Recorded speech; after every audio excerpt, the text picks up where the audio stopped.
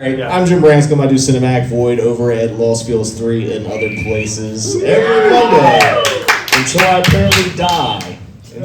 And then they'll continue doing movies in my tribute or honor or whatever it is. But this is Mike Cuenca. Mike's a good friend of mine. Boo! Yeah, fuck Mike. But Amen. even now, After the show. this is getting raw already. But Mike, you're here, and this is a movie that I've done a Q&A with you before, but tonight I'm not doing a Q&A with you.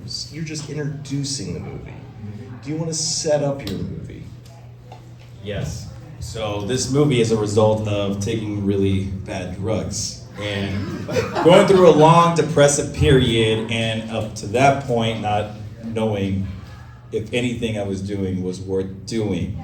And then within 1 week, after going through this really bad drug trip where I was like, how did I get to this point? How did I get here? What happened? This whole domino effect thing was going in my mind. I ended up watching Slacker and Nashville, two movies that I love very much, within the span of a week, and I contacted one of my very, very, very best friends, Dan Roje, which I'm not sure where he's at. He's back there. Give him a round of applause, please. I don't know whether I'm applauding you, but Dan, thank you. Anyway, and I was like, we gotta tell this story about an alt-rock music fest, because I had stopped making movies. I'm like, I don't want to make movies anymore, and I just focused on my band for like a good 7 years. So it's a result of that. It's a result of just like trying to find, I don't know, peace within myself, and then like people around me, and seeing how all these fucking incredible artists were just struggling all the time and having to do all these millions of things just so they can pursue their art. So I was like, let's make a very, at times cynical, but very positive movie about just pursuing your art, because what else are you gonna do? Hence, I'll be around. So everything that happens in this movie, even the most minuscule, tiniest thing that doesn't seem like it matters whatsoever in the context of the film, it actually really matters. We have about like 30 drafts of the script, so every little incident leads to something else being affected.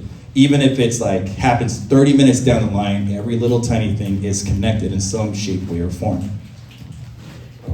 That's quite an intro, Mike.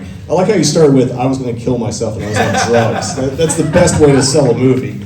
Yeah! But having seen multiple versions of this movie, and multiple versions of all your movies, which is all one continuous movie, isn't it? The other day, sure. No, but I don't know, Mike. You're a true independent, filmmaker. There's not many of you. Like Sean Baker last night at I think it was the Independent Spirit Awards, gave a shout out to like people like you. You're making art just for the sake of fucking art, which is really important. And it's also nice to be doing it in a space like this because it's a DIY film. There's bands playing here. There's lots of music. It's all gonna tie together. It's all gonna tie the room together. So thank you for supporting this space, and with Carissa and Andrew. Because I like to see like alternative spaces for bands and movies to play, and like that's kind of the lifeblood of like any kind of scene. Whether you're watching movies, you're seeing bands, you're playing Scrabble, I don't fucking know. Whatever your hobbies are. Anyway, we're done harmonizing this intro. Mike, is anything you want to say before this movie starts?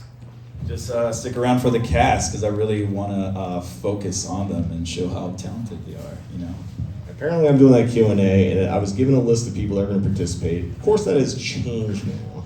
No shout out to Joaquin, who canceled. Canceled. What? Yeah.